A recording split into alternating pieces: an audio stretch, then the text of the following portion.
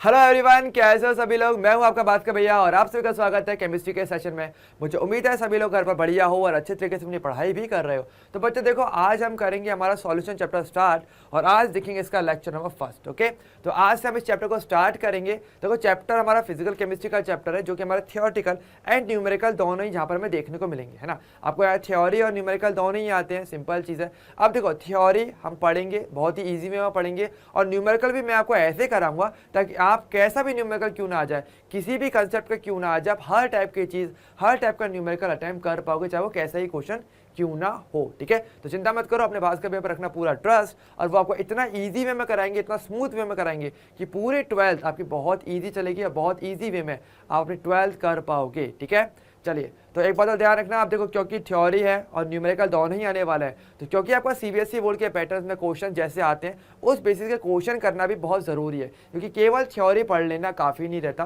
Theory के साथ साथ क्वेश्चन प्रैक्टिस करना भी बहुत ज़रूरी रहता है। तो इसके लिए आपके भास्कर भैया आपको क्वेश्चन भी देंगे, आपको होमवर्क देंगे जो आपको डिस्क्रिप्शन के लिंक में मिल जाएंगे। तो वहाँ पर जाके आप सभी लोग रोज़ की रोज़ क्वेश्चन प्रैक्टिस करोगे। ओके, मैं पर्सनली सेलेक्ट करके आपको क्वेश्चंस दूंगा और आपको वो करने हैं। ओके, चलिए, तो चिंता की कोई बात नहीं है, सब कुछ बहुत इजी चलेगा, बहुत मज़ा आएगा आपको चैप्टर के अंदर। बस आपको सब कुछ सुनना है और समझना है और बाद में जब चैप्टर क्लियर हो जाए, अच्छे से क्वेश्चन हो जाए अच्छे तरीके से, तो वो आपका चैप्टर कंप्लीट तब माना जाएगा। ठीक है, ध्यान रखना, हर क्लास के बाद आपको होमवर्क दिया जाएगा डिस्क्रिप्शन के लिंक में, वो आपको ज़रूर कर लेना है बढ़िया तरीके से, ताकि बाद में जब उसे करोगे तो मैं उसे चेक भी करूँगा और मुझे पता रहेगा कौन स्टूडेंट कितना अच्छा कर रहा है, कहाँ नहीं कर रहा, तो उस पर हम आगे डिस्कस भी करेंगे। ओके, चलिए, तो वीडियो को जरूर लाइक जरूर करके रखना, शेयर कर देना एंड चैनल को सब्सक्राइब करके तो रखना ही है। और कोई डाउट हो वो आप मेरे से कमेंट सेक्शन में आप मुझे कभी बता ही सकते हो। ठीक है, तो चलिए स्टार्ट करते हैं हमारे चैप्टर से। तो आज कौन कौन से टॉपिक हम कवर करेंगे, आज करेंगे हम मेनली हमारे दो टॉपिक।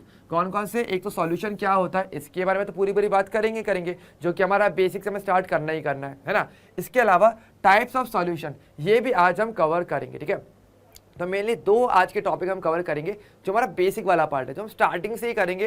तो कोई ऐसी बात नहीं है, कोई ऐसी चीज़ नहीं रहेगी जो आपको क्लियर ना हो, सब कुछ क्लियर होगा। बस आपको वीडियो स्टार्टिंग से लास्ट तक अच्छे से सुनना और समझना है, और कुछ नहीं। ठीक है, तो चलिए बात करें हमारे सॉल्यूशन की। तो सॉल्यूशन से पहले भी हम एक छोटी सी बात और समझ लेंगे, जो है हमारा कौन सा, मिक्सचर।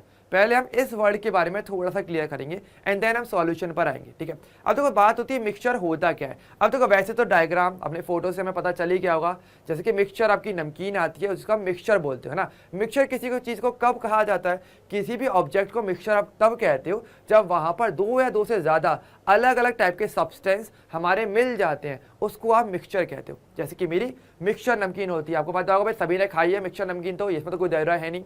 उसमें पता होगा भाई अगर आप चम्मच डालते हो और नमकीन निकालते हो, है ना, तो वहाँ पर आपको काफ़ी सारी चीज़ें देखने को मिलती हैं। वहाँ पर आपको मूंगफली भी मिलेगी, वहाँ पर आपको भुजिया भी मिलती है, या किसी किसी को वहाँ पर किशमिश भी मिल जाती है, काजू भी मिल जाते हैं, मसाले अलग होते हैं उसके अंदर। तो ये क्या है, एक मिक्सचर नमकीन होती है। उसमें क्या होता है, अलग अलग टाइप की जो चीज़ें होती हैं, अलग अलग टाइप के जो ऑब्जेक्ट होते हैं, सब्सटेंस होते हैं, वो आपस में मिक्स हो जाते हैं और इसी को आप मिक्सचर कहते हो। क्लियर, डेफिनेशन की बात करें, सबसे पहला पॉइंट मिक्सचर क्या होता है, आई होप ये तो सभी को पता ही, तो बेसिक चीज़ है ना। तो एग्जाम्पल हमेशा ध्यान रखना, चीज़ों को हम करेंगे एग्जाम्पल से ही, ताकि आप चीज़ों को ज़्यादा रिलेट कर पाओ। ठीक है, रिलेट करते हुए पढ़ोगे ना केमिस्ट्री में तो बहुत ईजी वे में पढ़ते हो। देखो मेरा तो यही उसूल रहता है, आपके पास के मैंने जब भी पढ़ा है हर चीज़ को रिलेट करते हुए पढ़ा है डेली लाइफ से। जितना डेली लाइफ से रिलेट करोगे ना उतना ही आपको मज़ा भी आएगा। जैसे कि मिक्सचर समझना है, मिक्सचर क्या होता है, मिक्सचर नमकीन याद आ जाए, बस ऑटोमेटिक काम हो जाएगा, ऑटोमेटिकली डेफिनेशन बन जाती है। तो मिक्सचर क्या होता है हमारा, अ मिक्सचर कंटेन्स टू और मोर type of particles which can be present in any ratio. किसी भी रेशो में हो सकता है, मतलब देखो ऐसा भी हो सकता है कभी मूंगफली ज़्यादा हो जाए, कभी हो सकता है मूंगफली कम हो, क्या फ़र्क पड़ता है, लेकिन वो होनी चाहिए, यानी अलग अलग टाइप के पार्टिकल्स होना चाहिए, बस इतनी सी बात है। और कितने, कम से कम दो तो होने चाहिए ना भाई, दो या दो से ज़्यादा होने चाहिए, अपना मिक्सचर बन जाता है, बस इतनी सी बात। ये हमारा मिक्सचर होता है, सिंपल डेफिनेशन है। अब मिक्सचर अगर बात करें तो बहुत सारे टाइप के हो सकते हैं। तो कुछ इंपॉर्टेंट मिक्सचर्स जो हमारे लिए इंपॉर्टेंट है आपकी बुक में भी दिए हुए हैं, कौन कौन से। एक तो होता है मेरा ब्रास। देखो ध्यान रखना, वैसे आपको वर्ड याद होगा अलॉय। अलॉय हम किसको बोलते हैं, अलॉय भी एक टाइप का मिक्सचर होता है। अगर मैं एग्जांपल्स की बात करूं तो अलॉयज होते हैं। अलॉय क्या होता है, जहां पर मोर than one type of metals और हमारे जो एलिमेंट्स होते हैं वो आपस में मिल जाते हैं, वो मेरे अलॉय कहलाते हैं। ठीक है, तो अलॉय बहुत अच्छा एग्जाम्पल होता है और हमारे पास अलग अलग टाइप के अलॉयज हमारी बुक में है जो हमारे लिए इंपॉर्टेंट है। मेनली ये चार है, ठीक है, जो सबसे ज़्यादा इंपॉर्टेंट है। एक तो होता है ब्रेस, वो क्या होता है, वो मेरा कॉपर एंड जिंक का मेरा मिक्सचर होता है। ओके, दूसरा होता है मेरा जर्मन सिल्वर। अब देखो नाम में तो उसके सिल्वर आता है, ध्यान रखना, पर यहाँ पर सिल्वर होता नहीं है मेटल में, ये बहुत इंपॉर्टेंट है इसलिए। ओके, यहाँ पर बहुत बच्चे भटक जाते हैं, बहुत स्टूडेंट भटकते हैं। जर्मन सिल्वर क्या होता है, वो कॉपर और जिंक एंड साथ में निकल आ जाता है, इसका ये मिक्सचर है। ओके, नेक्स्ट बात करेंगे मेरा ब्रॉन्ज। ब्रॉन्ज अगर बात करें तो वो मेरा कॉपर और टिन का मिक्सचर होता है, ठीक है। अब बात करें गन मेटल, अभी नाम थोड़ा बहुत आपको गन से लग रहा होगा, भाई गोली चला दो, हाँ ऐसा फील आ गया क्या? तो गन मेटल की बात करेंगे तो ये मेरा किसका मिक्सचर है, कॉपर का, जिंक का और मेरे टिन का, ठीक है। तो ये वाली चीज। ओके, तो देखो आप एक चीज थोड़ा सा कॉमन करते हुए देख सकते हो, क्या ऑलमोस्ट 3 में तो कॉपर और जिंक तो आ ही रहा है, बस थोड़ा थोड़ा चेंज करके मैं नए नए टाइप के और अलॉयज भी बना सकता हूँ। अब भाई क्या है हमारे पास, यहाँ पर कॉपर और टिन मिक्स हो रहे हैं, अलग अलग टाइप के पार्टिकल मिक्स हो रहे हैं, तो मिक्सचर हो जाएगा। तो इसलिए अलॉय मेरे मिक्सचर है। अब देखो ध्यान दो यहाँ पे कि देखो ब्रास का आपको बस याद रखना है, ठीक है, ब्रास का आपको याद रखना है, कॉपर और जिंक होता है, तो कॉपर जिंक तो होना ही होना है। उसके साथ अगर मैं मिला दूंगा निकेल तो क्या बन जाएगा मेरा, तो बन जाएगा मेरा जर्मन सिल्वर बन जाएगा। अगर मैं कॉपर और जिंक के साथ टिन मिला दूं और तो क्या मिल जाएगा मुझे गन मेटल मिल जाएगा। तो ऐसे आप याद कर जाओगे एक ही बार में, ठीक है। और ब्रॉन्ज क्या होता है, वो कॉपर के साथ टिन होता है, ठीक है, इतनी सी चीज है, यहाँ पे जिंक नहीं रखते बस, ठीक है। तो इस तरीके से आपके 4 हमारे मेन अलॉयज हैं जो आपके लिए इंपॉर्टेंट है और मिक्सचर के बहुत अच्छे एग्जाम्पल भी हैं। ओके, ध्यान रखना आपके एग्जाम में ये डायरेक्टली भी पूछा जा सकता है कि आपके पास ब्रास किस किस का मिलकर के बना होता है या गन मेटल किन किन से मिलकर के बना होता है। तो ऐसे क्वेश्चंस आपके एग्जाम में बहुत इजीली आ जाते हैं, है ना। तो इसलिए हमें ये थोड़ा सा ध्यान रखना है क्वेश्चन कैसा बनता है, किस टाइप का बनता है। तो ऐसे प्रिपरेशन करोगे ना तो 12th बहुत अच्छी जाएगी आपकी, और 12th बहुत ज़्यादा इंपॉर्टेंट है, ये तो हमें पता ही है। यूज़ क्या है वो मैंने बताए भी थे आपको एक बार, तो अभी मैं फिर बताते हुए चलेंगे, चिंता मत करना, सब गाइडेंस सब कुछ आपको क्लास के साथ मिलता रहेगा, बस साथ में पढ़ना समझना है। ओके, चलिए अगर बात करें हमारे पास मिक्सचर्स की, तो मिक्सचर अब हमारे 2 टाइप के हमारे पास रहते हैं, ठीक है। कौन कौन से, एक तो होता है मेरा होमोजीनियस मिक्सचर और एक होता है मेरा हेट्रोजीनियस मिक्सचर। अभी क्या क्या होता है चिंता मत करो, मैं बताऊंगा। देखो होमोजीनियस मिक्सचर क्या होता है, होमोजीनियस, अब देखो ये वर्ड वैसे 11th में भी कई बार आपने सुना होगा, जहां पर चीजें कहीं एक जैसी होती हैं वो मेरा होमोजीनियस वर्ड आता है वहां पे, है ना। यानी यहाँ पर क्या होता है, एग्जाम्पल समझते, जैसे कि आपके पास पानी है, पानी में आपने नमक या चीनी आपने डाल दिया और उसको अच्छे से आपने मिक्स कर दिया, तो ऐसा जो मिक्सचर होता है ना वो मेरा होमोजीनियस है। क्यों? क्योंकि ऐसे में आप देखोगे कि उस पानी को आप कहीं से भी टेस्ट करके देखो, हर जगह पर जो टेस्ट आएगा वो हमेशा एक जैसा आता है ना। जैसे कि मान लो आपने पानी लिया, 1 चम्मच आपने चीनी डाली और घोल दिया और उसको पी रहे हो आगे की तरफ से, मान लो आगे से पिया मैंने, तो मुझे जो टेस्ट आएगा मीठा मीठा टेस्ट आएगा, सिंपल बात है, मैं चीनी डाली है। अगर मान लो मैं इसको दूसरे साइड से भी पीता तो भी मुझे सेम मीठापन ही आता। मान लो मैं इसको स्ट्रॉ डालता और फिर उसे पीता और तभी आप टेस्ट करके देखो, हर बार सेम टेस्ट आएगा। तो ऐसा जो मिक्सचर है जहाँ पर मेरे पार्टिकल्स पूरे तरीके से एक जैसे मिल जाते हैं वो मेरा होमोजीनियस मिक्सचर होता है। सिंपल चीज, मिक्सचर तो होना है, अलग अलग पार्टिकल्स तो आएंगे, लेकिन वो जो कंपोजिशन जो बनता है वो पूरा एक जैसा बन जाए, वो मेरा एक होमोजीनियस मिक्सचर होता है। ओके, तो नमक का पानी या मेरा चीनी का पानी, ठीक है, ये क्या होता है मेरा होमोजीनियस मिक्सचर में आते हैं। ओके, तो बात करें हमारे पास क्या है, homogeneous mixture have the same composition through out there volume, ठीक है, पूरे वॉल्यूम में देखो, पूरे सॉल्यूशन के अंदर अगर बात करें, पूरे उस कंपाउंड के अंदर बात की जाए, तो पूरे पानी के अंदर बात करें तो एक जैसा टेस्ट आता है, ये मेरा होमोजीनियस मिक्सचर हो जाता है। ओके, तो यहाँ पर कुछ बात है और समझो इसकी बहुत important, you can't see the individual particles in a homogeneous mixture. बात बिल्कुल सही है। अगर आप एक बार चीनी को, शुगर को पानी में डाल दोगे, वाटर में डिसॉल्व कर दोगे, तो उसके बाद आप शुगर को नहीं देख सकते क्योंकि वो पूरे तरीके से मिक्स हो जाता है, तो उसको देखा नहीं जा सकता। उनके जो पार्टिकल्स हैं उनको आप इंडिविजुअल नहीं देख पाते हो, ये वाली बात यहाँ लिखी है, बात बिल्कुल सही लिखी है। इसके अलावा the amount of substance present in every sample of a homogeneous mixture is always the same. ये तो अभी जस्ट मैंने बताया था, अगर आप चीनी को, शुगर को पानी में डिसॉल्व कर दोगे, वाटर में डिसॉल्व करोगे और बाद में पीते हो, तो कहीं से भी पी लो, हर जगह पर जो सब्सटेंस है, मेरा जो शुगर है, वो समान एक जैसी रहेगी। ओके, ये वाली बात। तीसरा क्या है, it is not easy to separate the components in a homogeneous mixture. यानी अगर मान लो बाद में आपको ये बोला जाए कि चल भाई तूने अपना चीनी को तो पानी में डाल दिया, ये तो अच्छी बात है, अब मैं कह रहा हूँ इसको अलग करके बता, यानी चीनी अलग कर दे, पानी अलग कर दे। अब ये जो टास्क अगर आपको दे दिया जाए तो भाई आपको भी बहुत दिमाग लगाना पड़ेगा, भाई कैसे करें, दोनों को अलग कैसे किया जाए। तो कर तो सकते हैं, ठीक है, सेपरेशन हो जाता है, लेकिन ईजी नहीं हो पाएगा, बहुत मुश्किल टास्क हो जाएगा, आपको बहुत सोचना भी पड़ेगा, अलग अलग कोई इंस्ट्रूमेंट लगाना पड़ेगा, तब जाकर के वो कहीं जाके सेपरेट कर पाओगे आप अगेन चीनी और पानी को। लेकिन वैसे तो नहीं कर सकते ना, ईजी टास्क तो नहीं है, मुश्किल टास्क है ना। तो वही चीज़, तो it is not easy to separate, ठीक है, ये वाली चीज़। तो ये हमारा क्या है, होमोजीनियस मिक्सचर होता है, ठीक है, ये वाली चीज़।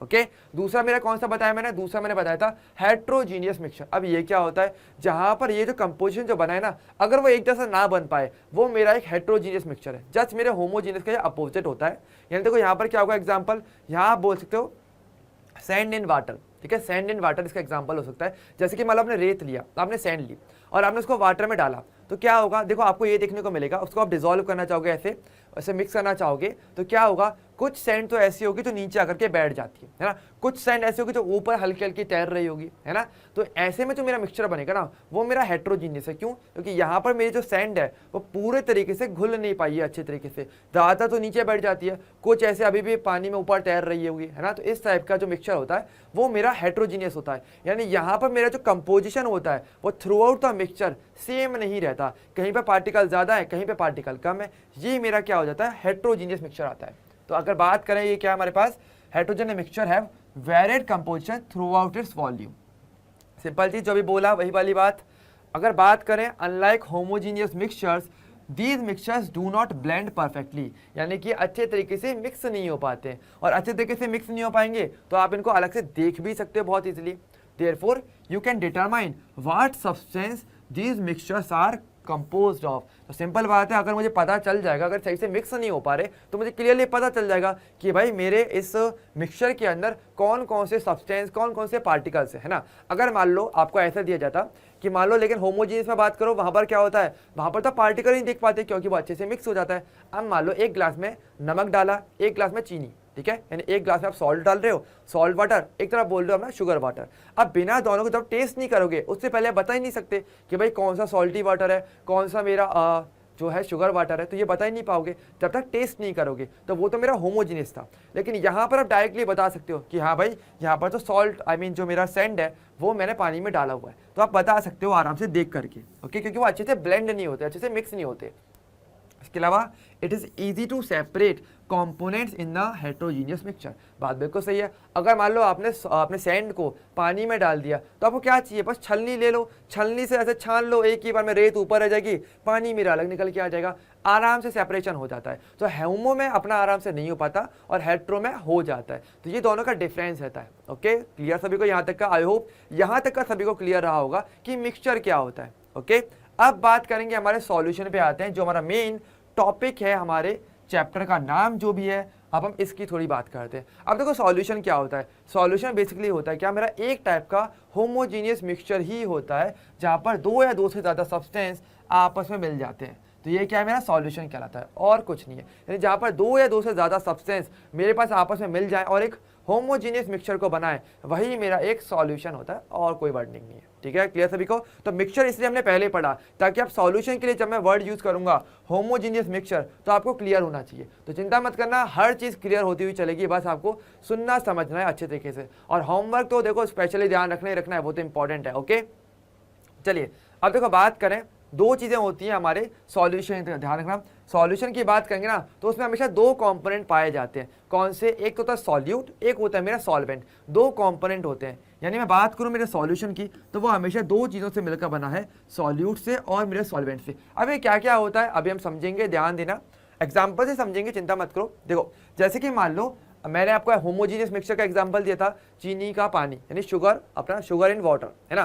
तो अगर बात करूं तो हमने शुगर और वाटर को आपस में मिक्स किया और अपना होमोजीनियस मिक्सचर बनाया। ठीक है, अब देखो शुगर जो है वो तो मेरे बहुत कम अमाउंट में रहता है, और वाटर में पूरा एक ग्लास लेता हूँ, है ना। शुगर तो मैं एक चम्मच लेता हूँ और वाटर में एक ग्लास लेता हूँ, तो एक तो रहता है कम अमाउंट में, एक रहता है मेरा ज़्यादा अमाउंट में। तो जो आपका कंपोनेंट सॉल्यूशन का, अब देखो इनका मिक्सचर तो क्या होगा, सॉल्यूशन हो गया। अब इस पूरे सॉल्यूशन का जो शुगर का वाटर है, अगर उसकी बात की जाए तो जो कम अमाउंट में रहता है वो मेरा सॉल्यूट होता है, और जो ज़्यादा अमाउंट में होगा वो मेरा सॉल्वेंट होता है। बस इतनी सी बात है। ओके तो सॉल्यूट क्या होता है, वन और more than one components present in a solution which other than solvent are called solute. आप ऐसे भी कह सकते हो। देखो दो तरीके से कह सकते हो, डेफिनेशन को कहने के अलग अलग तरीके हैं। एक तो ये तरीका है जो आपका कम अमाउंट में रहता है, या आप ऐसे भी बोल सकते हो कि सॉल्वेंट के अलावा जितने भी मेरे सब्सटेंस होते हैं वो मेरे सॉल्यूट कहलाते हैं। ये भी एक डेफिनेशन बनती है। ठीक है, दोनों ही डेफिनेशन सही है, आप किसी को भी यूज में ले सकते हो। इसके अलावा सॉल्वेंट क्या होता है, सॉल्वेंट बेसिकली रहता है द कॉम्पोनेंट जो ज़्यादा अमाउंट में, that is present in the largest quantity is called solvent, ठीक है, वो आपका सॉल्वेंट है, जैसे कि मेरा पानी, ठीक है। अब देखो पहली बारी डेफिनेशन में थोड़ा सा आपको कंफ्यूजन हुआ होगा, वो मैं भी क्लियर करता हूँ कंफ्यूजन क्या हुआ है। आपको ये लिखा होगा भाई यहाँ पे मोर देन वन कंपोनेंट क्यों आया यहाँ पे। देखो जरूरी थोड़ी कि हमारे पास सॉल्यूशन के अंदर मैं अगर चीनी का पानी ही बना रहा हूँ तो जरूरी थोड़ी इसमें और भी ज़्यादा कंपोनेंट भी डाल सकता हूँ। जैसे कि मैं उस पानी लिया, 1 गिलास पानी लिया, उसके अंदर मैंने चीनी भी डाल दी, उसके अंदर मैंने नमक भी डाल दिया, उसके अंदर मैंने नींबू भी डाल दिया, और मैं पूरी शिकंजी बना रहा हूँ बढ़िया वाली। तो ऐसे में क्या होगा, अब मेरे पास एक सॉल्वेंट होगा। देखो सॉल्वेंट कौन होगा, सॉल्वेंट फिक्स रहता है, सॉल्वेंट वही होगा जो सबसे ज़्यादा अमाउंट में रहेगा, जैसे कि मेरा पानी, वो तो क्या हो जाएगा मेरा सॉल्वेंट, ठीक है, जो ज़्यादा अमाउंट में, ये तो फिक्स है। लेकिन इसके अलावा जो चीनी डाली गई है, जो नमक डाला गया है, जो मेरा नींबू डाला गया है, वो सब क्या होगा, वो सब मेरा सॉल्यूट में काउंट किया जाएगा। तो सॉल्यूट आपका एक से ज़्यादा हो सकता है, सॉल्वेंट हमेशा एक रहता है। ओके, ये अब थोड़ा डिटेलिंग वाली बात है जो आपको समझनी होती है, ध्यान रखना। सॉल्यूट और सॉल्वेंट तो होता है, लेकिन ये किसी ने नहीं कहा कि भाई सॉल्यूट मेरा एक ही हो, सॉल्यूट मेरा एक से ज़्यादा हो सकता है, सॉल्वेंट मेरा एक रहता है, जो लार्जेस्ट अमाउंट में रहेगा वो मेरा सॉल्वेंट है। उसके अलावा जो भी चीज़ें हैं वो सब की सब मेरा क्या है, सॉल्यूट। तो अब ये वाली डेफिनेशन ज़्यादा सुनने में अच्छी लगती है, क्योंकि देखो ऐसे में क्या होता है, हमें थोड़ा कन्फ्यूजन बनता है, जो कम अमाउंट में वो सॉल्यूट, जो ज़्यादा अमाउंट में वो सॉल्वेंट, जो बीच का हुआ उसका क्या। ये तो दो लोगों की बात हुई ना, जो एक कम होगा एक ज़्यादा होगा, ये तो दो लोगों की बात हो गई। लेकिन तीसरा बंदा और बीच में आ जाए, उसका क्या करेंगे, वो सॉल्यूट होगा कि सॉल्वेंट होगा। तो ऐसे में ये कन्फ्यूजन थोड़ा क्रिएट करता है। तो इसलिए ये डेफिनेशन है, ये ज़्यादा अच्छी है, सुनने में ज़्यादा क्लियर है, ठीक है। तो हमें क्लियर पढ़ना है, ठीक है, एग्जैक्ट पढ़ना है। ओके ओके, अब देखो एक बहुत इंपॉर्टेंट लाइन जो आपके लिए इंपॉर्टेंट आती है, क्या, solvent determines the physical state in which solution exist. अब ये लाइन थोड़ी सी इंपॉर्टेंट है, इस पर मैं अभी आगे चर्चा करूंगा जब मैं डिफरेंट टाइप ऑफ सॉल्यूशन की बात करूंगा, ठीक है। अभी के लिए ये बस हमने लाइन पढ़ लिया। क्या लाइन ये बोल रही है कि भाई जो सॉल्वेंट की स्टेट होती है वही मेरे सॉल्यूशन की स्टेट होती है। मीनिंग इसका ये निकल के आता है, ठीक है, जो मेरे सॉल्वेंट की फिजिकल स्टेट होगी वही मेरे सॉल्यूशन की भी फिजिकल स्टेट होगी। तो जैसा सॉल्वेंट फिजिकल स्टेट वैसा ही सॉल्यूशन की होगी। ओके, फिजिकल स्टेट यानी कि सॉलिड लिक्विड गैस की बात हो रही है। ओके, अब ये कैसे होता है इसकी मैं आगे बात करूंगा जब हम डिफरेंट टाइप ऑफ सॉल्यूशन अभी जैसे हम पढ़ेंगे, तो उस पर थोड़ा सा वेट करना। ओके चलिए, तो ये तो मेरा होता है सॉल्यूशन की बात करें। अब बात करेंगे थोड़ी सी इसकी प्रॉपर्टीज की और बात कर लो, क्योंकि वो भी इंपॉर्टेंट है। देखो पहली बात तो क्या, पहली प्रॉपर्टी तो आपको पता ही है, solution is a homogeneous mixture, ये तो फिक्स है, ये तो हमें पता चली गया अच्छे तरीके से, किसी को डाउट नहीं होगा। बात करें दूसरे की, solute particle in a solution are extremely small and it has a diameter of less than 1 nanometer। यानी अगर बात करें हमारे सॉल्यूशन में तो सॉल्यूट और सॉल्वेंट दोनों ही है। अब जो सॉल्यूट होता है ना, उसका जो साइज होता है बहुत ही कम होता है, वो बहुत छोटा होता है। उसका जो डायमीटर है वो कितना होता है, लेस देन 1 नैनोमीटर होता है। और 1 नैनोमीटर क्या होता है, सभी को याद है ना, 1 nanometre equal to 10⁻⁻⁹ metre. Okay, ये क्या होता है मेरा जो 1 नैनोमीटर की वैल्यू होती है in terms of metre. Okay, तो ये कुछ छोटी छोटी वैल्यूज है, चिंता मत करना, आती रहेंगी, मैं बताता रहूंगा, बस आपको सुनना समझना, मेरे पर ट्रस्ट रखना है। ओके चलिए, बात करते हैं हमारा तीसरा पॉइंट क्या है, इवन विद अ माइक्रोस्कोप। या माइक्रोस्कोप तो पता है ना, जो बहुत छोटी सब्सटेंस को देखने में काम आता है। It is impossible to see the particles of a solution. यानी अगर हम देखना चाहें, मैंने बताया था ना कि होमोजेनियस मिक्सचर के पार्टिकल को आप बिल्कुल नहीं देख सकते, और सॉल्यूशन क्या है मेरा, एक होमोजेनियस मिक्सचर है, तो उसके पार्टिकल्स को आप नहीं देख सकते, एक माइक्रोस्कोप से भी नहीं देख पाओगे। ओके, ध्यान रखना। यानी एक बार सॉल्यूशन बन जाए तो उसके बाद आप पानी तो वैसे ही नहीं दिख रहा, पानी का पार्टिकल तो वैसे नहीं दिख रहा, वाटर मॉलिक्यूल देखा है कभी, H2O देखा एक्जैक्टली, H2O में क्या होता है हम देख तो पाते नहीं है ना, उसके तो बहुत अच्छे इंस्ट्रूमेंट चाहिए, है ना, तो वही चीज़ है। इसके अलावा the particle of a solution pass through the filter paper, जो हमारा फिल्टर पेपर होता है उसकी मदद से हमारे जो पार्टिकल्स होते हैं सॉल्यूशन के, वो बहुत इजीली पास हो जाते हैं, बहुत इजीली उससे गुजर जाते हैं, ठीक है। और इसलिए as a result filtration can not separate a solution. बिल्कुल सही बात है, मैंने क्या बताया था भाई, सॉल्यूशन से पार्टिकल को सेपरेट करना इजी ही नहीं है भाई, होमोजेनियस मिक्सचर है, होगा कैसे, फिल्टर पेपर से आप हेट्रो को कर सकते हो लेकिन होमो को नहीं कर सकते, और सॉल्यूशन तो मेरा होमो होता है, ये वाली चीज़। The solutions are very stable, बिल्कुल सही बात है, काफ़ी स्टेबल होते हैं। When a solution is kept the solute particles does not separate from each other. यानी ऐसा नहीं होता कि अगर आपने किसी भी होमोजेनियस मिक्सचर को रख दिया और वो खुद ब खुद उसमें से पार्टिकल अलग हो जाए, जैसे कि हेट्रो में हो जाता है। देखो एग्जांपल देता हूँ, चिंता मत करो, जैसे कि मान लो आपने जैसे रेत का पानी लिया, ठीक है, आपने पानी लिया, उसमें आपने सेंड डाली, उसको डिजोल्व करा, तो स्टार्टिंग में तो क्या रहेगा, मोस्टली रेत नीचे आ जाएगी, कुछ रेत ऊपर रहेगी। लेकिन आप टाइम के साथ छोड़ दोगे तो क्या होगा, सारी की सारी रेत मेरी ज़्यादातर नीचे आकर के बैठ जाती है, तो सेपरेशन होना स्टार्ट हो जाता है। लेकिन ये चीज़ अगर मैं मान लो चीनी के पानी में करूं, ठीक है, यानी मैंने पानी लिया और शुगर डाला, तो ऐसे में क्या होगा, ऐसा थोड़ी होता है कि चीनी नीचे आके बैठ जाती है, ऐसा नहीं होता ना, वो सॉल्यूशन बना रहता है पूरे टाइम। ठीक है, तो ये चीज़ यहाँ पर आई हुई है। और पांचवी और लास्ट लाइन हमारी जो है, last line, a true solution does not scatter light, ये बहुत इंपॉर्टेंट है। यानी देखो अगर बात करें कि हमारे पास ट्रू सॉल्यूशन जो होता है ना, अगर उससे आप कभी भी लाइट को पास करवाओगे तो वो उसको कभी बिखेरेगा नहीं, कभी उसको स्कैटर नहीं करेगा। ठीक है, because its particle are very very small, क्योंकि पार्टिकल बहुत स्मॉल होते हैं। ठीक है, और ये चीज़ जो है अगर बात करेंगे तो आगे एक चैप्टर वैसे आपके पास कोलाइड का एक वर्ड आता है, कोलाइड भी एक सॉल्यूशन होता है, पर वो एक अलग टाइप की चीज़ होती है, वहाँ पर ये चीज़ देखने को मिलती है। नॉर्मली जो मेरा सॉल्यूशन होता है, ट्रू सॉल्यूशन जिसका बोलते हो, जो एक्चुअल में सॉल्यूशन है, जहाँ पर ये सारी की सारी चीज़ें हो रही हैं, वो आपका एक ट्रू सॉल्यूशन होता है। समझे, ट्रू सॉल्यूशन एक सच्चा सॉल्यूशन, ट्रू जो सच्चा हो, मतलब जो इन सब चीज़ों को फॉलो करेगा, इन सारी बातों को फॉलो करे, वो एक ट्रू सॉल्यूशन होता है, और वो कभी भी लाइट को स्कैटर नहीं करता। ठीक है, उसके अलावा भी हमारे सॉल्यूशन होते हैं, लेकिन वो ये चीज़ कर पाते, जैसे कि कोलाइड इनमें से एक आता है। ठीक है, इसकी बात हम आगे के चैप्टर्स में करेंगे, लेकिन इस चैप्टर में वैसे कोलाइड की बात नहीं होगी क्योंकि वो इसमें है नहीं। ओके, पर चिंता मत करो, चीज़ें हम बताते हुए चलेंगे। चलिए, तो ये तो हमारा हो गया हमारा क्या, प्रॉपर्टीज ऑफ सॉल्यूशन, तो हमने कर लिया कि सॉल्यूशन क्या होता है एक्जैक्टली। अब बात करेंगे हमारे टाइप्स ऑफ सॉल्यूशन की, और इसमें मैं जो पहले की जो बात थी उनको भी क्लियर करूंगा, सारी की सारी बातें क्लियर रहेंगी, चिंता मत करना। पर ध्यान रखना, होमवर्क करते रहना। ओके, ये बहुत इंपॉर्टेंट है। काफ़ी लोग आलस करते हो होमवर्क करने में, ज़्यादा क्वेश्चन नहीं होंगे पर करने सभी को है, ताकि मैं चेक कर पाऊँ, मेरी तसल्ली के लिए मुझे चाहिए होमवर्क। ओके, और आपको करना होगा। ओके, और मैं हर क्लास के बाद आपको होमवर्क दूंगा।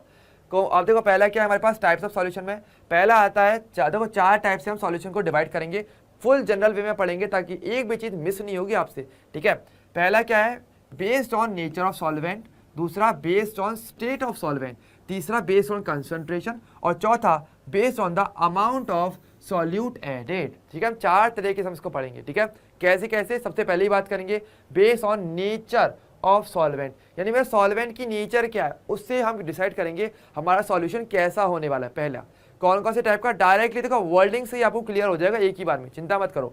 देखो अगर बात करें हमारे पास on the basis of the nature of the solvent, solution are of 2 types, ये मेरा 2 टाइप्स का होता है। कौन कौन सा, एक तो होता है मेरा एक्वस और एक होता है मेरा कौन सा, नॉन एक्वस। अब देखो वर्डिंग से क्लियर तो हो ही गया होगा काफी हद तक कि भाई किस टाइप के सॉल्यूशन की मैं बात करने वाला हूँ, है ना।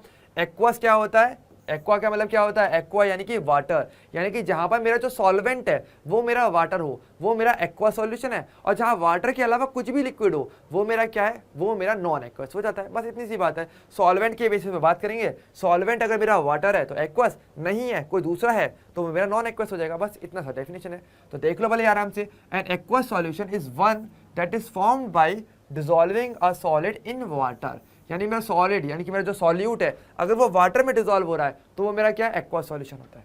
ओके, इतनी सी बात। एग्जांपल चाहो तो देख सकते हो, जैसे कॉमन सॉल्ट इन वाटर, ये मेरा क्या हो जाएगा, अपना एक्वा सॉल्यूशन आएगा। मेन क्या है, वाटर मेरा सॉल्वेंट होना चाहिए, बस इतनी सी बात है। ओके, नेक्स्ट आता है मेरा नॉन एक्वस सॉल्यूशन, ये क्या होता है, सिंपल चीज, जहां पर वाटर के अलावा कोई भी लिक्विड आ जाए वो मेरा नॉन एक्वस है। तो an aqueous solution is one that is formed by dissolving a solid in liquid other than water. ठीक है, अदर देन वाटर दो है, जैसे कि हमारा अल्कोहल हो सकता है, बेंजीन हो सकता है, ये भी मेरे अच्छे सॉल्वेंट होते हैं। ठीक है, लेकिन वाटर तो नहीं होता ना, तो वाटर है तो एक्वस, नहीं है तो मेरा नॉन एक्वस। तो ये था हमारा पहला type based on nature of the solvent. Clear सभी को यहाँ तक का बात। अब बात करते हैं हमारे सेकंड टाइप का, जो हमारा टाइप था सॉल्यूशन का जिसको हम डिवाइड कर सकते हैं, वो है हमारा कौन सा, based on the state of solvent, यानी कि सॉल्वेंट की स्टेट कैसी होगी उसके बेसिस पे। ठीक है, अब देखो इसको हम एक ही डायग्राम समझ जाएंगे, एक ही बार में क्लियर हो जाएगा। देखो अगर बात करें हमारे पास सॉल्वेंट की स्टेट की, तो स्टेट मेरा या तो फिजिकल होती है, अगर फिजिकल स्टेट की बात करें यहाँ पे, तो या तो मेरे पास सॉलिड होगा, या मेरा लिक्विड होगा, या फिर मेरा गैस होगा, है ना। सिंपल चीज़ है, ये 3 हमारे पास स्टेट्स होती हैं, है ना, किसी भी मैटर की स्टेट्स 3 ही तो होती है, सॉलिड, लिक्विड और गैस। तो यहाँ पे बात करो, देखो तो हमारे पास सॉल्वेंट की स्टेट जैसी होगी वैसा ही मेरे सॉल्यूशन की स्टेट होती है। अगर मान लो मेरा सॉल्वेंट क्या है, गैस फेज में, ध्यान दो, अगर मेरा सॉल्वेंट है गैस फेज में तो मेरा सॉल्यूशन क्या होगा, वो भी गैसियस सॉल्यूशन मेरा बनाएगा। ठीक है, अगर मेरा सॉल्वेंट क्या है, लिक्विड फेज है, तो मेरा जो सॉल्यूशन बनेगा वो मेरा लिक्विड सॉल्यूशन बनेगा। ठीक है, अगर मेरा सॉल्वेंट की स्टेट क्या है, मेरी सॉलिड है, तो मेरा जो सॉल्यूशन बनेगा वो मेरा सॉलिड सॉल्यूशन बनता है। अब देखो इस बेसिस पर अगर आप देखो तो टोटल मेरे पास 9 टाइप के सॉल्यूशन बन जाते हैं। वो कैसे हुआ, देखो अगर मेरे सॉल्वेंट की स्टेट तो फिक्स है, लेकिन मेरा सॉल्यूट भी तो है, सॉल्यूट की अलग अलग स्टेट हो तो 3 × 3 का कॉम्बिनेशन बना के देखो कितना बनेगा, टोटल 9। ठीक है, तो टोटल 9 सॉल्यूशन मेरे बन जाते हैं। ठीक है, जिसमें से 3 मेरे गैसियस, 3 मेरे लिक्विड और 3 मेरे क्या होंगे, सॉलिड होते हैं। क्यों, क्योंकि भाई सॉल्वेंट की स्टेट देख लेनी है। ओके, अब देखो यहाँ पर क्या आपसे क्वेश्चन बनता है, बहुत अच्छे क्वेश्चन बनता है। यहाँ पे आपको डिफरेंट टाइप ऑफ सॉल्यूशन आपको ध्यान रखने होते हैं, और यहाँ पर आपको स्टेट के बेसिस पे आपको एग्जांपल्स बहुत इंपॉर्टेंट है इसके। ठीक है, कि हमारे पास सॉल्यूट या सॉल्वेंट की क्या स्टेट होगी और उसका क्या एग्जाम्पल होगा, वो थोड़ा सा इंपॉर्टेंट है, तो इसमें हम थोड़ा सा गौर फरमाएंगे। ठीक है, देखो जैसे कि मान लो सॉल्यूट मेरा गैस हो और सॉल्वेंट भी मेरा गैस हो, तो ऐसे में क्या होता है, मेरा गैसियस सॉल्यूशन बनेगा, ये तो फिक्स है। एग्जाम्पल से क्लियर होगा, ज़्यादा अच्छा हो। कैसे, देखो mixture of oxygen and nitrogen gas. हमें पता है नेचर के अंदर मेरे पास ऑक्सीजन नाइट्रोजन दोनों ही होता है, नाइट्रोजन बहुत ज़्यादा है और वो मेरा ऑक्सीजन थोड़ा कम रहता है, लेकिन है तो दोनों गैस ना, तो नाइट्रोजन तो क्या हो जाएगा, मेरा सॉल्वेंट हो जाएगा तरीके से, और मेरा ऑक्सीजन क्या हो जाएगा, वो मेरा सॉल्यूट हो जाएगा, लेकिन दोनों ही गैस में। तो ओवरऑल जो आप देखते हो, जो हमारे एटमॉस्फेयर में आप देखते हो, तो मेरे को गैसेस का मिक्सचर क्या होता है, गैस सॉल्यूशन होता है। ओके, तो ये इस तरीके से आपको देखना है। अगर मान लो सॉल्यूट क्या हो, मेरा लिक्विड हो, तो ऐसे में क्या करोगे, तो लिक्विड और सॉल्वेंट क्या हो, मेरा गैस, तो इसका एग्जांपल क्या होगा, जैसे chloroform mix with nitrogen gas, तो नाइट्रोजन तो ज़्यादा रखनी है, क्लोरोफॉर्म लिक्विड में रहता है, वो कम अमाउंट में रहेगा, और ऐसे में तो सॉल्यूशन बनेगा वो मेरा क्या हो जाएगा, रहेगा गैसेस सॉल्यूशन ही, लेकिन आपका लिक्विड इन गैस आपका सॉल्यूशन बनेगा। ओके, अगर बात करें मान लो जैसे सॉलिड आपका क्या हो, सॉल्यूट क्या हो आपका सॉलिड हो, और सॉल्वेंट क्या होगा गैस, ऐसा एग्जाम्पल क्या है आपके पास, कैम्फर इन नाइट्रोजन, ये इसका एग्जाम्पल होता है। ठीक है, तो एग्जाम्पल थोड़े से इंपॉर्टेंट है, क्योंकि आपके एग्जाम में ये चीज़ पूछी जाएगी कि camphor in nitrogen if you have a solution then what will be its solute, तो आपको सॉल्यूट पता करना पड़ेगा। ठीक है, क्योंकि सॉलिड है, लिक्विड है, गैस है, तो ऐसे एग्जाम्पल्स आपसे पूछे जा सकते हैं। ओके, नेक्स्ट आता है मेरे पास, अगर सॉल्वेंट मेरा क्या हो, लिक्विड हो, तो ऐसे में सॉल्यूट मान लो मेरा क्या दिया हुआ, गैस दिया हुआ, तो ऐसे में क्या करोगे, जैसे कि ऑक्सीजन डिजॉल्व इन वाटर, हमें पता है जो हमारे जो ओशियंस होते हैं, जो मेरे वाटर बॉडीज जो होती हैं, उनमें क्या होता है, वाटर रहता है, लेकिन उसके अंदर ऑक्सीजन डिजॉल्व होती है ना, और उसी ऑक्सीजन को जो मेरे एक्वा मरीन जो होती हैं, जो मेरी स्पीशीज होती हैं, वो उसी ऑक्सीजन को लेती हैं और जिंदा रहती हैं पानी के अंदर। तो ये बेसिकली रहता है हमारे ओशियंस और जितनी भी वाटर बॉडीज है सभी में ऐसा होता है।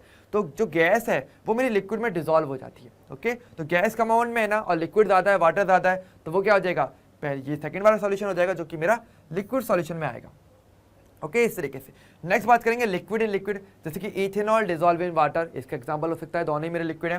सॉलिड इन लिक्विड, यानी कि सॉलिड को आपको लिक्विड में डालना है, तो मेरा लिक्विड सॉल्यूशन तो बनेगा, क्योंकि लिक्विड मेरा सॉल्वेंट होनी स्टेट होनी है।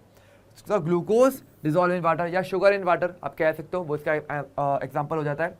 नेक्स्ट बात करेंगे सॉल्यूट मारो मेरा गैस हो और सॉल्वेंट क्या हो, मेरा सॉलिड हो, ऐसे में क्या बनता है, ये एग्जाम्पल थोड़े इंपॉर्टेंट है, याद रखना है। अगर गैस हो और आपका क्या हो, ये सॉलिड, तो बनेगा तो सॉलिड सॉल्यूशन, ये तो फिक्स है। Example solution of hydrogen in palladium, ठीक है, ये इसका एग्जांपल हो जाता है। ओके, और नेक्स्ट बात करेंगे सॉल्यूट क्या हो, मेरा लिक्विड, और ये हो मेरा सॉलिड, तो क्या होगा, amalgam of mercury with sodium. आपको पता होगा अमलगम क्या होता है, देखो ध्यान दो, एक छोटी सी इंफॉर्मेशन बहुत इंपॉर्टेंट है। मरकरी आपको पता होगा, मरकरी मेरा लिक्विड स्टेट में पाया जाता है, ये तो हमें पता है ना। और बात करेंगे सोडियम, तो मेरा सॉलिड होता ही है ना। तो अगर इन दोनों को मिक्स किया जाए तो ध्यान रखना, मरकरी किसी भी मेटल के साथ अगर जुड़ती है तो ऐसे में बनता है अलॉय, क्योंकि भाई मरकरी भी मेटल है और सोडियम भी मेरा मेटल है, तो मेटल और मेटल मिलेंगे अलग अलग, तो बनेगा मेरा अलॉय। और अगर मरकरी उनमें से एक मेटल है तो ऐसे अलॉय को आप हमेशा अमलगम के नाम से जानते हो। ऐसे क्या बोलते हो, उसको बोलते हो अमलगम, यानी कि मरकरी का किसी भी दूसरे मेटल के साथ का अलॉय हमेशा अमलगम कहलाता है। ठीक है, तो ये क्या हो जाएगा, मरकरी और सोडियम क्या हो जाएगा, तो मरकरी तो क्या है, मेरा सॉल्यूट है जो कि कम अमाउंट में होता है, और सॉलिड मेरा सोडियम है जो कि ज़्यादा अमाउंट में है, तो बनेगा तो मेरा सॉलिड सॉल्यूशन, लेकिन इसका स्पेशल नाम होता है अमलगम। ओके, तो मरकरी के अलॉयस को जो अदर मेटल के साथ बनते हैं उसको आप अमलगम के नाम से जानते हैं। ओके, तो ये क्या हमारा सॉलिड सॉल्यूशन में आता है। लास्ट है मेरा सॉलिड, जो कि मेरा अलग टाइप के जितने भी अलॉयज होंगे वो मेरे इसमें आ जाते हैं। कॉपर डिजॉल्व इन गोल्ड, दोनों मेरे सॉलिड होते हैं, क्या हो जाएगा मेरा अलॉयज, और अलॉयज मेरे सॉलिड सॉल्यूशन में आते हैं। ओके, क्लियर सभी को। तो ये इसका टोटल हमारा होता है based on state of solvent. तो हमने सॉल्वेंट की स्टेट देखी, जो सॉल्वेंट की स्टेट थी वही मेरे सॉल्यूशन की स्टेट थी, और यही स्टेटमेंट था जो हमने स्टार्टिंग में लिखा हुआ था। क्लियर सभी को, वहाँ पर यही बात लिखी हुई थी कि भाई आपका जो state of solution will be decide on the state of और the physical state of solvent. Okay, ये चीज़ यहाँ पर आती है। तो ये पूरा आई होप यहाँ तक का सभी को क्लियर हो गया होगा। अब हम बात करेंगे आगे। आगे क्या है मेरा, बेस्ड ऑन कंसंट्रेशन, यानी कंसंट्रेशन के बेसिस पर आप कैसे डिसाइड करते हो। ध्यान दो, कंसंट्रेशन के बेसिस पर हमारे पास दो टाइप के सॉल्यूशन बनते हैं, एक तो होता है मेरा कंसंट्रेटेड, एक होता है मेरा डाइल्यूट। अब देखो ये दो ऐसे वर्ड्स हैं जो आपने 11 में भी बहुत सुने हैं और 12th में आए हो तब भी सुनना पड़ेगा, लेकिन ये कुछ ऐसे वर्ड्स जो किसी को क्लियर होता है किसी को क्लियर नहीं होता, तो कोई चिंता की बात नहीं है, सब क्लियर हो जाएगा मेरे सामने। ओके, देखो ध्यान दो, होता क्या है, a concentrated solution contains a high concentration of solute in a given solvent. यानी अगर बात करें मेरे को जो भी सॉल्वेंट दिया हुआ है, अगर उसमें सॉल्यूट की कंसंट्रेशन बहुत ज़्यादा है तो ऐसे में बोलते हैं उसे कंसंट्रेटेड सॉल्यूशन। ओके, बस इतनी सी बात है और कुछ नहीं है। और अगर मान लो क्या है दूसरा वाला, अगर मान लो डाइल्यूट सॉल्यूशन क्या होता है, is made of small amount of solute and a large amount of solvent. यानी कि सॉल्वेंट तो मेरा होगा अच्छी खासी अमाउंट में, तो होना ही जाता है, लेकिन उसके रेस्पेक्ट में सॉल्यूट अगर मेरा बहुत कम अमाउंट में है तो मेरा वो डाइल्यूट सॉल्यूशन होता है, और अगर वो अच्छी खासी अमाउंट में तो वो मेरा कंसंट्रेटेड सॉल्यूशन होता है और कुछ नहीं होता। यानी कि कंसंट्रेटेड में सॉल्यूट की अमाउंट ज़्यादा रहती है और डाइल्यूट में सॉल्यूट की अमाउंट कम देखने को मिलती है। ओके, ये वाली बात है। एग्जाम्पल की बात करें जैसे कि ब्राइन सॉल्यूशन हो गया, ऑरेंज जूस हो गया, या आपका डार्क कलर टी हो गया, वहाँ पर क्या होता है, वहाँ पर आप काफ़ी ज़्यादा अमाउंट में, जैसे डार्क कलर टी क्या हो गया मेरे पास, यानी चाय बनाते हो ना, तो चाय अगर बहुत ही गहरे रंग की बनती है उसका मतलब क्या है, चाय पत्ती बहुत डाली गई ज़्यादा, इट मीन सॉल्यूट ज़्यादा रहेगा। ठीक है, पानी तो मेरा क्या हो जाएगा, सॉल्वेंट हो जाएगा। उसके अलावा अगर बात करें जो चाय पत्ती होती है, अगर वो ज़्यादा डाल देते हो तो पता है ना भाई चाय का कलर थोड़ा ज़्यादा डार्क हो जाता है, मतलब कि क्या है, सॉल्यूट ज़्यादा हो गया, तो वो कंसंट्रेटेड सॉल्यूशन में आ जाएगा। ठीक है, तो आप कंसंट्रेटेड सॉल्यूशन पी रहे हो उस टाइम पे। ओके, और बात करेंगे डाइल्यूट की, जैसे कि salt solution and light colour T, तो वही वाली बात है, अगर चाय पत्ती कम डालोगे तो डाइल्यूट सॉल्यूशन, चाय पत्ती ज़्यादा डाल दी तो कंसंट्रेटेड सॉल्यूशन, बस इतनी सी बात, और यहाँ पे कुछ नहीं है। ओके, अच्छा कंसंट्रेशन एक वर्ड आया है यहाँ पे, तो वैसे मैं आपको बता दूँ, थोड़ा सा एक हिंट देता हूँ, आगे हम पढ़ेंगे इसके बारे में हालांकि आगे के लेक्चर्स में। पर कंसंट्रेशन क्या होता है, कंसंट्रेशन बेसिकली बात होती है कि आपके पास सॉलिड की जो भी अमाउंट प्रेजेंट होती है सॉल्वेंट के अंदर, वो अमाउंट ही मेरी कंसंट्रेशन कहलाती है और कुछ नहीं, बस इतना सा वर्ड है। ओके, और कुछ नहीं। ठीक है, नेक्स्ट बात करेंगे हमारा लास्ट टाइप जो हमारा होता है based on the amount of solute added, यानी जितना भी आप सॉल्यूट ऐड करते हो उसकी अमाउंट के बेसिस पे। अब देखो ये और पहले वाला वर्ड कहीं ना कहीं एक जैसा ही है पर थोड़ा सा डिफरेंस रहेगा, समझना क्या डिफरेंस है। देखो इस बेस पे बात करना तो हमारा जो सॉल्यूशन होता है वो मेरा बेसिकली 3 टाइप का रहता है। ठीक है, कौन कौन सा रहेगा एक एक करके हम हर एक को पढ़ेंगे। पहला जो होता है मेरा होता है अनसैचुरेटेड सॉल्यूशन।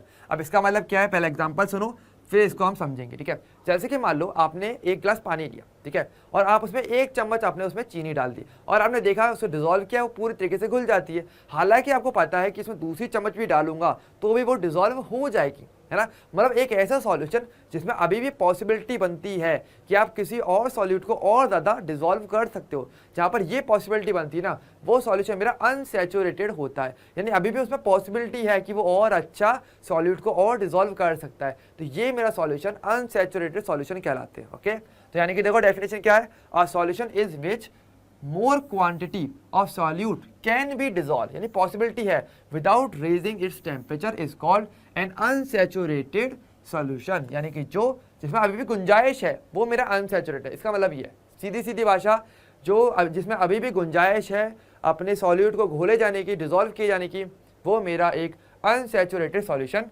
होता है।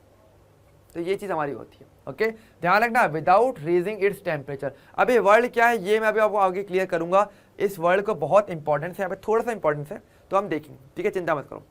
अच्छा, इसके अलावा कुछ एक दो बातें समझो। An unsaturated solution actually contains less solute than the maximum amount, ठीक है, of solute that can be dissolve it at that temperature. यानी अगर बात करें तो देखो गुंजाइश थी हमारे पास, और भी घोला जा सकता था, और भी ज़्यादा सॉल्यूट को डिजोल्व कर सकते थे, लेकिन हमने किया नहीं। ठीक है, हमने उतना ही छोड़ दिया, 1 चम्मच डाल के मैंने छोड़ दिया।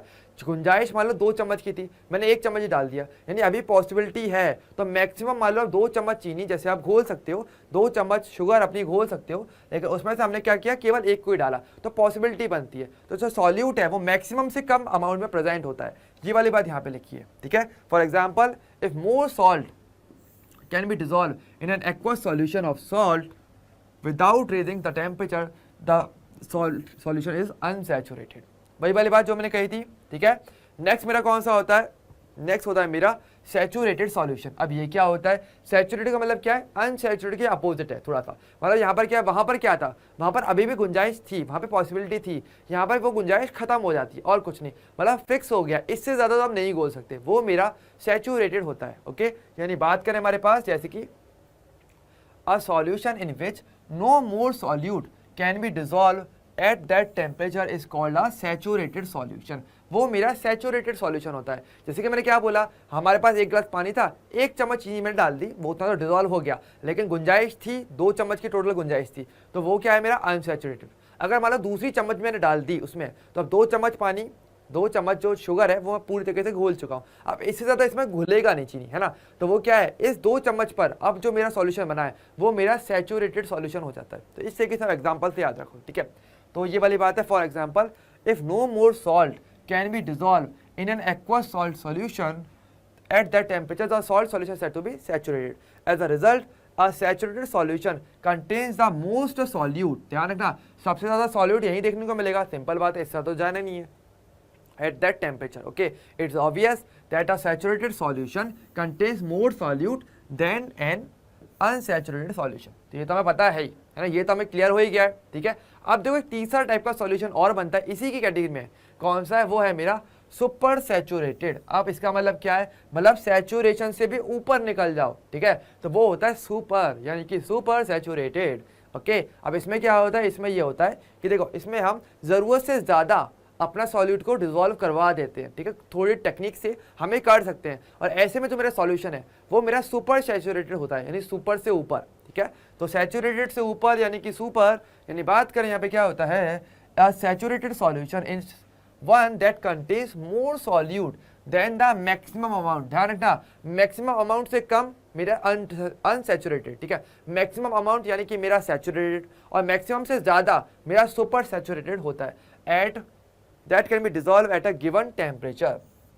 अब ये वाली बात है, अब देखो यहाँ पे वर्ड टेम्परेचर बहुत बार आया है ना, अब इसको थोड़ा सा क्लियर कर लेते हैं। देखो ध्यान देना, एक चीज़ अभी हम आगे पढ़ेंगे वैसे, कि जो हमारी सॉल्युबिलिटी जो होती है, यानी किसी भी सॉल्यूट को जब आप सॉल्यूशन बना रहे हो, उस सॉल्यूट को जब आप सॉल्वेंट में डिसॉल्व कर रहे हो, ठीक है, तो ये जो प्रोसेस होता है सॉल्युबिलिटी का, जो प्रोसेस है वो आपके टेम्परेचर से बहुत इफेक्ट करता है, ठीक है। टेम्परेचर को चेंज करके आप ये चीज़ चेंज कर सकते हो बहुत ईजिली में, ठीक है।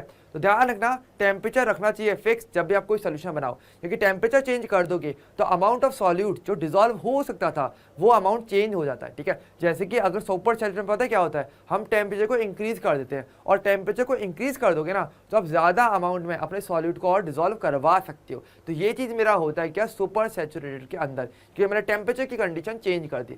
इसलिए दोनों जगह ये बोला गया था टेम्परेचर चेंज नहीं करना without raising its temperature. Temperature बढ़ा दोगे तो और ज़्यादा कर सकते हो, पॉसिबिलिटी पूरी पूरी बन जाती है, तो वो टेम्परेचर मुझे फिक्स रखना होता है, ठीक है। अगर टेम्परेचर बढ़ा दूंगा तो मैं और ज़्यादा डिसॉल्व कर पाऊंगा, और ऐसे में मैं एक सुपर सैचुरेटेड सॉल्यूशन बना दूंगा, ठीक है। तो ये वाली बात यहाँ पर निकल करके आती है। ओके, सो आई होप यहाँ तक आपको सभी को क्लियर हो गया होगा। तो ये था हमारा फर्स्ट लेक्चर ऑफ सॉल्यूशन, जहाँ पर हमने types of solution and solution क्या होता है एक एक बात बेसिक से देखी थी, मिक्सचर से शुरुआत की थी, ठीक है, और एग्जाम्पल के साथ सब कुछ। तो एग्जाम्पल से हमें सब कुछ याद रखना है। सो थैंक यू एवरीवन, ये वाला जो सेशन है हमारा कंप्लीट हो जाता है। आपको कोई डाउट हो आप मेरे को बताना, आप मुझे इंस्टा पर कभी भी कनेक्ट कर सकते हो, और इंस्टा में मेरे से अपने डाउट्स पूछ सकते हो, और कमेंट सेक्शन में मुझे ज़रूर बताना आपको ये सेशन कैसा लगा। ओके, लाइक करके रखना, शेयर करके रखना, एंड नेक्स्ट लेक्चर जब आएगा तो हम इसके आगे की बातें भी करेंगे। एंड होमवर्क का सभी लोग ध्यान रखोगे, ठीक है, टाइम है आपके पास, होमवर्क करते रहना। थ्योरी तो हम पढ़ेंगे ही पढ़ेंगे, सारी की सारी थ्योरी पढ़ेंगे, लेकिन होमवर्क भी अपने को करते रहना है, ओके, ताकि आप जब एग्जाम टाइम के लिए आप प्रॉपर्ली प्रिपेयर रहोगे। ओके, तो मेरा टारगेट यही रहेगा कि आप एग्जाम तक प्रॉपर प्रिपेयर हो जाओ, ताकि कैसा भी क्वेश्चन आ जाए, किसी भी कॉन्सेप्ट से आ जाए, सब आप कर पाओ। ओके, और यही हमें करना भी है। ओके, तो अब हम मिलेंगे नेक्स्ट लेक्चर में, नेक्स्ट सेशन में, तब तक के लिए बाय बाय, टेक केयर।